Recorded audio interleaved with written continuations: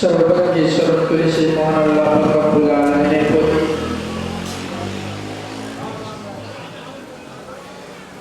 যিনি আমাদেরকে এই জলসার মজলিসে বসার তৌফিক দান করেছে, তার প্রতি সকলে শুকরিয়া জ্ঞাপন করে সকলে বলে একবারকে আলহামদুলিল্লাহ।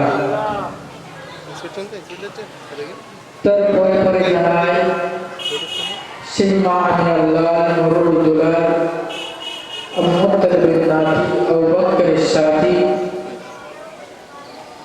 সেই জনাবে মুহাম্মদ মুস্তাফা সাল্লাল্লাহু আলাইহি ওয়াসাল্লামের প্রতি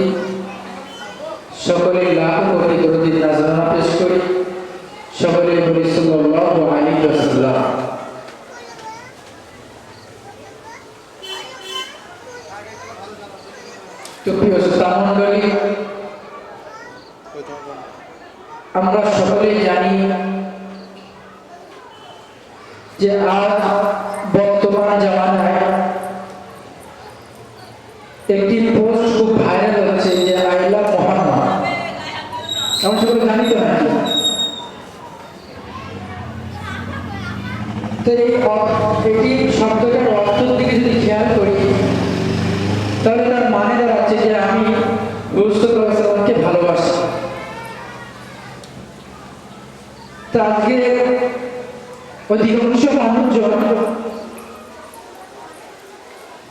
ইনস্টাগ্রাম বলো, ফেসবুক বলো, হোয়াটসঅ্যাপ বলো, সমস্ত জায়গায় এই পোস্টারটা লাগাচ্ছে। তারা বোঝাতে যাচ্ছে যে আমরা নবী করিম সাল্লাল্লাহু আলাইহি ওয়াসাল্লামকে কেমন ভালোবাসি।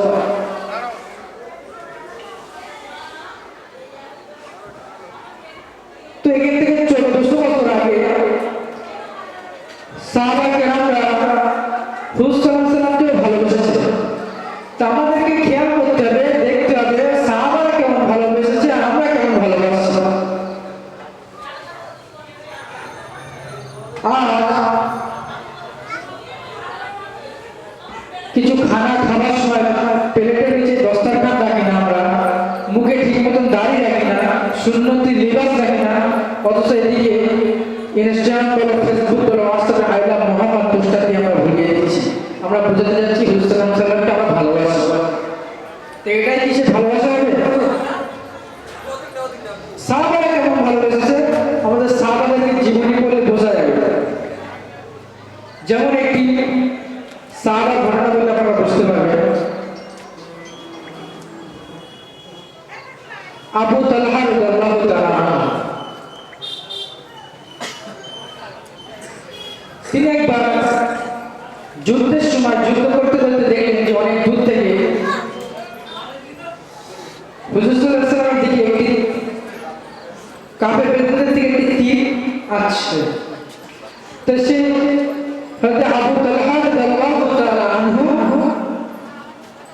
তিনি যখন সেই বিষয়টা সেটা যখন লক্ষ্য করলেন সেই তীরটাকে, তিনি তখন হুজুর সাল্লাল্লাহু আলাইহি ওয়াসাল্লামের সামনে দুই হাতটা দিয়ে দাঁড়িয়ে পড়লেন। একের পর এক তীর এসে আবু তালহা রাদিয়াল্লাহু তাআলা আনহু পিঠের উপরে গেঁথে লাগলো। কোন কোন হাদিসের রিওয়ায়াতে আছে 16টা, কোন কোন হাদিসের রিওয়ায়াতে আছে 50টা, কোন কোন হাদিসের রিওয়ায়াতে আছে 80টা করে।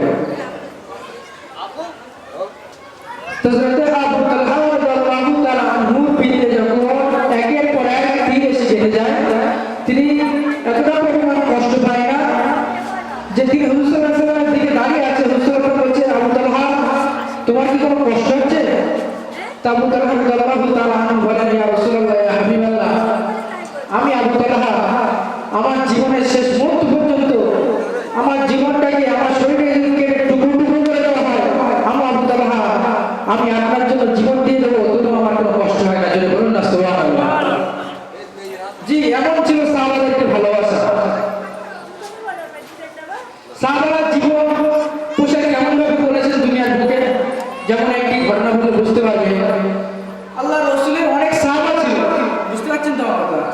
তার মধ্যে দুইজন সাহাবা, একজনের নাম ছিল হযরত সাহাবা আনসারী, আর একজন তার বন্ধু সাহাবা, তার নাম ছিল সাইয়্যিদ বিন আব্দুর রহমান।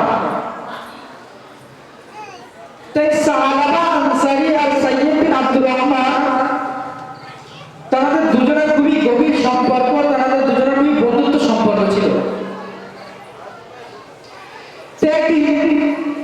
নবী করিম সাল্লাল্লাহু আলাইহি ওয়াসাল্লাম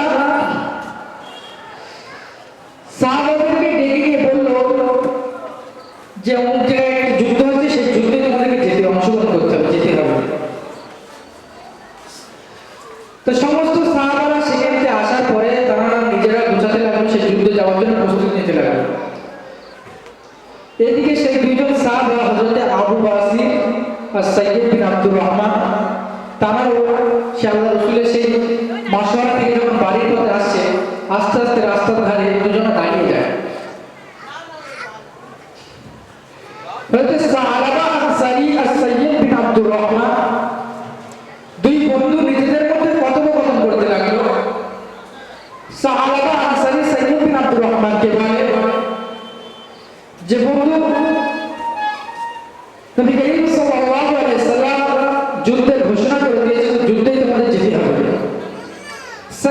আব্দুর রহমান বলে যে বন্ধু নবী করিম সাল্লাল্লাহু আলাইহি সাল্লাম তো যুদ্ধের ঘোষণা করেছে, আমাদের তো যুদ্ধে যেতে হবে, কিন্তু আমাদের দুজনের মধ্যে আমরা দুজনে কেউ বাড়ি থাকবো না আর দুজনে কেউ যুদ্ধে যাব না, আমাদের মধ্যে থেকে একজন বাড়ি থাকবো আর একজন যুদ্ধে যাব।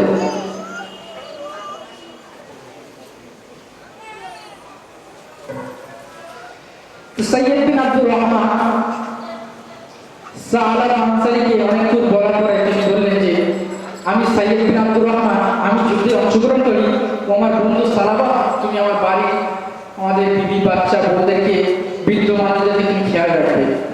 দুজনের মধ্যে এমন কথোপকথন হলো, এমন আলোচনা হলো।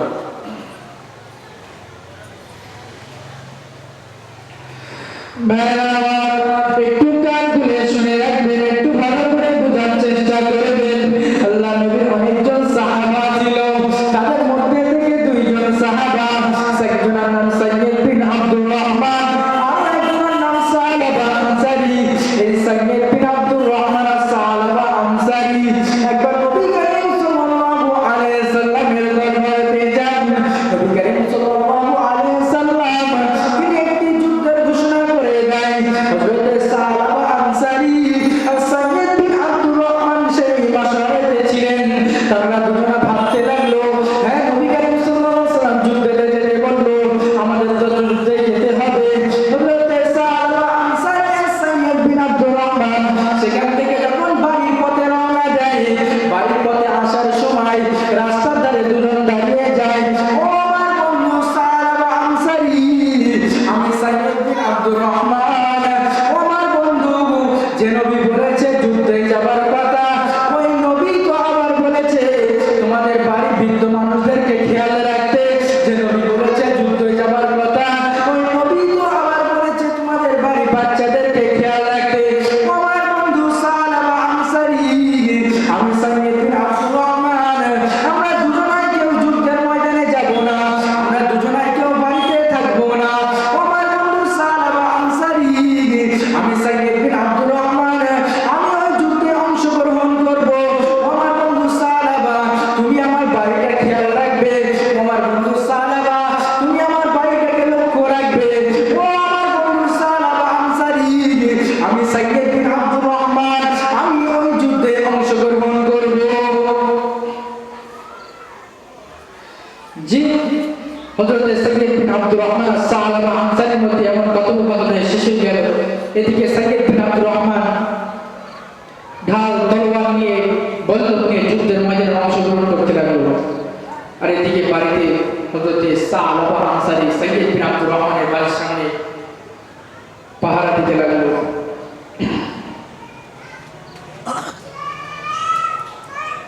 এদিকে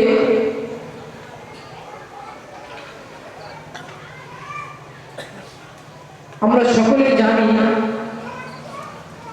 যে আমরা সাহাবাদের শুধু নিষ্পাপ, ঠিক তদ্রূপভাবে হযরত সালাবা আনসারী সৈয়দ বিন আব্দুর রহমান তার বাড়ির সামনে দাঁড়িয়ে ছিল। শয়তান এসে তাকে কুমন্ত্রণা দিতে লাগলো যে সালাবা আনসারী এই সৈয়দ বিন আব্দুর রহমানের ঘরের মধ্যে প্রবেশ করো, এই ঘরের মধ্যে তোমার জন্য কেউ অপেক্ষা করছে, তুমি ঘরের মধ্যে প্রবেশ করো। সালাবা আনসারী মনে কোনো উদ্দেশ্য ছিল না, মনে কোনো আশা ছিল না। সালাবা আনসারী আস্তে আস্তে ঘরের দিকে যখন প্রবেশ করতে যায়, মেন দরজার সামনে যখন দাঁড়িয়ে যায়, সামনে একটি পর্দা দেওয়া ছিল। তা সালাবা আনসারী সেই পর্দাটি সরিয়ে যখন ভেতরে প্রবেশ করতে যাবে, ওদিকে পর্দার অপর সাইডে অর্থাৎ দরজার অপর সাইডে সৈয়দ বিন আব্দুর রহমানের স্ত্রী দাঁড়িয়েছেন। সৈয়দ বিন আব্দুর রহমানের স্ত্রী তিনি একটি নিজের প্রয়োজনীয় কাজের জন্য এসেছিল, তিনি জানতেন না যে সালাবা আনসারী ঘরের মধ্যে প্রবেশ করবে। আর এদিকে সালাবা আনসারীও জানতেন না যে ভেতরে দরজার উপরে সৈয়দ বিন আব্দুর রহমানের স্ত্রী আছে। তো সালাবা আনসারী হঠাৎ করে যখন পর্দাটি হাত দিয়ে ভেতরে প্রবেশ করতে যাবে, তিনি খেয়াল করলেন যে পর্দার অবস্থায় কি একজন ছিল, তার হাতটা পর্দার এপার থেকে তার গায়ে টাচ হয়ে গেল, লেগে গিয়েছে। তোমার সাহাবা আনসারী বুঝতে পারলো অপর সাইডে আর কেউ ছিল না, সেটা আমার বন্ধু সাইয়্যিদ বিন আব্দুর রহমান, যিনি আমাকে নিজের বিবি বাচ্চা তার আব্বা মা সবাইকে খেয়াল রাখতে বললো, আর আমি কিনা এই কাজ করে ফেলেছি। সাহাবা আনসারী নিজে নিজে একটি বিরাট ঘৃণা ভাবে লাগলো, নিজেকে একটি খারাপ মনে করতে লাগলো যে আমি সাহাবা আনসারী এমন একটি খারাপ কাজ করে ফেললাম, নিজেকে বড় গুনাহগার ভাবতে লাগলো। সেই সাহাবা আনসারী সেই বাড়ি ছেড়ে তিনি অনেক অনেক দূরে একটি জঙ্গলের মধ্যে উঁচু এক পাহাড়ের চূড়ায় গিয়ে আল্লাহর কাছে কান্নাকাটি করতে লাগলো যে আল্লাহ পাক রব্বুল আলামিন, আপনি আমাকে ক্ষমা করে দেন, আমি সাহাবা আনসারী আমি গুনাহ করে ফেলেছি। আমার একটু মনোযোগ দিয়ে শুনবেন।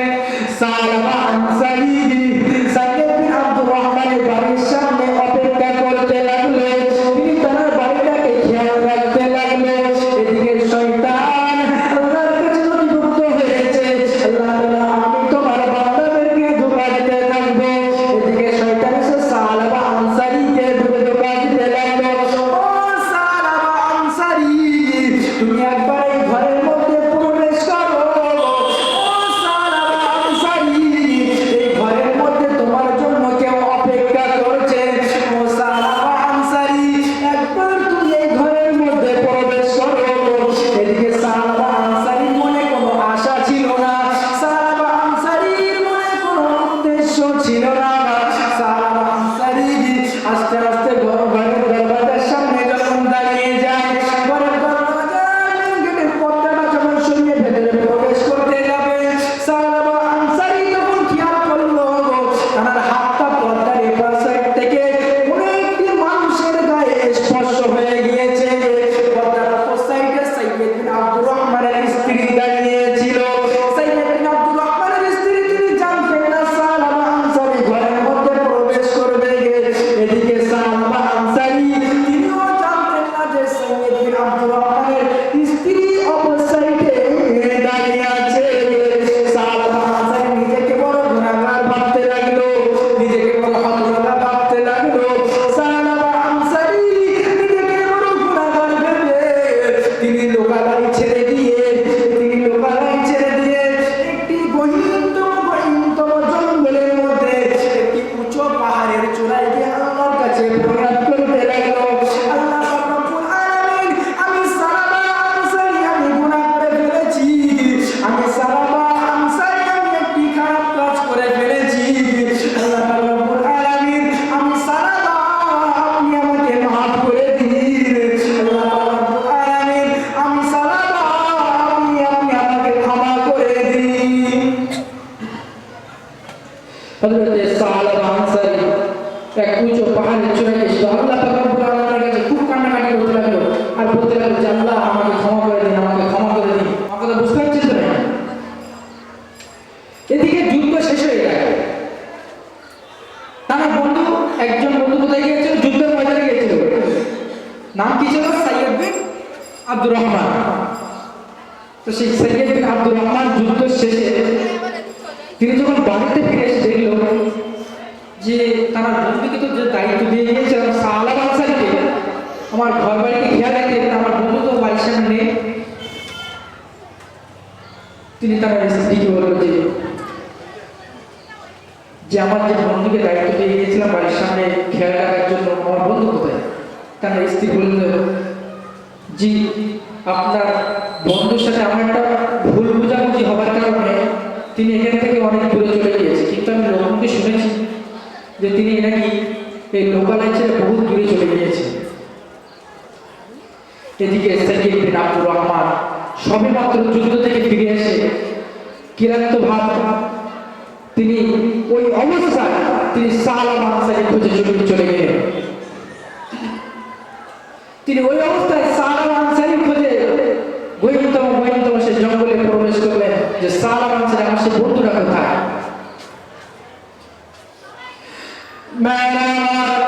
হযরত সাহাবা আনসারী জঙ্গলের মধ্যে আল্লাহ পাক রব্বুল আলামিনের কাছে কান্নাকাটি করতে লাগলো। তার প্রিয় বন্ধু সাইয়্যিদ বিন আব্দুর রহমান যুদ্ধ থেকে বাড়ি ফেরার পরে তার বিবিকে জিজ্ঞাসা করে, আমার বিবি আমার বন্ধু সাহাবা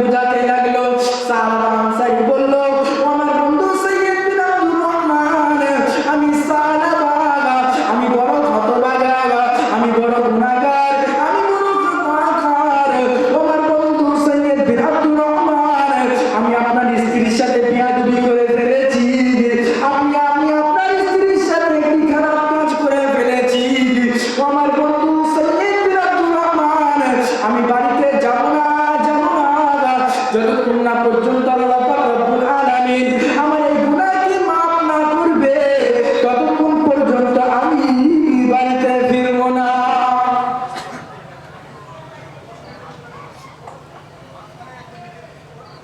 সৈয়দ বিন আব্দুর রহমান সালাবা আনসারীকে বোঝাতে লাগলো যে আমার বন্ধু সালাবা আনসারী, চলো তুমি বাড়িতে ফিরে যাও, ঝাবা হয়ে গিয়েছে। কিন্তু সালাবা আনসারী বলল, আমার বন্ধু সৈয়দ বিন আব্দুর রহমান, আমি বাড়িতে ফিরতে পারবো না, আমি আপনার স্ত্রীর সাথে আমার একটু ভুল বোঝাবুঝি, একটি গুনাহ করে ফেলেছি আমি। তো সালাবা আনসারী মানতে পারলো না। এদিকে সৈয়দ বিন আব্দুর রহমান সালাবা আনসারীকে ছাড়া বাড়িতে যাবে না। সৈয়দ বিন আব্দুর রহমান বুঝাতে এক পর্যায়ে সালাবা আনসারী বলল, হ্যাঁ আমি বাড়ি যাবো, কিন্তু আমাকে যখন বাড়ি নিয়ে যাওয়া হবে, আমার রাস্তা থেকে এমনভাবে নিয়ে যাওয়া হবে যেন লোকজন আমার দিকে তাকায়, দেখে যেন ভাবে যে আমি বড় হতভাগা গুনাহগার। লোকজন যেন আমার দিকে ভেবে এমন ভাবে যে আমি বড় একটা গুনাহগার, এইভাবে আমাকে বাড়ি নিয়ে যেতে হবে। তা সৈয়দ বিন আব্দুর রহমান সালাবা আনসারীকে তারা সাথে করে নিয়ে বাড়িতে নিয়ে চলে আসলো। বাড়িতে আসার পরে সৈয়দ বিন আব্দুর রহমান নিজের বাড়িতে চলে যান, আর এদিকে সালাবা আনসারী তিনিও নিজের বাড়িতে চলে যান। তার মনটা এখনো স্থির হয়নি। তিনি তখন তার বাড়ি গিয়ে তার ছোট্ট একটি মেয়ে ছিল, মেয়েটার নাম ছিল কি খামসানা। তার একটি ছোট্ট মেয়ে ছিল, মেয়েটার নাম খামসানা। সেই মেয়েটিকে নিয়ে তিনি সেই জামানায় হযরতে আবু বকর রাদিয়াল্লাহু তাআলা আনহু কাছে তিনি তার মেয়েকে নিয়ে আবু বকর রাদিয়াল্লাহু তাআলা আনহুর কাছে গিয়ে পৌঁছালেন, আর বলতে লাগলো যে আমি একটু ভুল করে ফেলেছি, আমি একটা খারাপ কাজ করে ফেলেছি, আমাকে একটু আপনি তওবাটা করিয়ে দেন। হযরতে সালাবা আনসারী নিজের ছোট্ট মেয়ে খামসানাকে নিয়ে সেই জামানায় তিনি হযরতে আবু বকর রাদিয়াল্লাহু তাআলা আনহুর কাছে গিয়ে পৌঁছালেন। গিয়ে তিনি বলতে লাগলেন, ও নবীর সঙ্গী সাথী আবু বকর, ও নবীর সঙ্গী সাথী আবু বকর, আমি সালাবা আনসারী, আমি একটি ভুল করে ফেলেছি, আমি একটি খারাপ কাজ করে ফেলেছি। আমি সালাবা আনসারী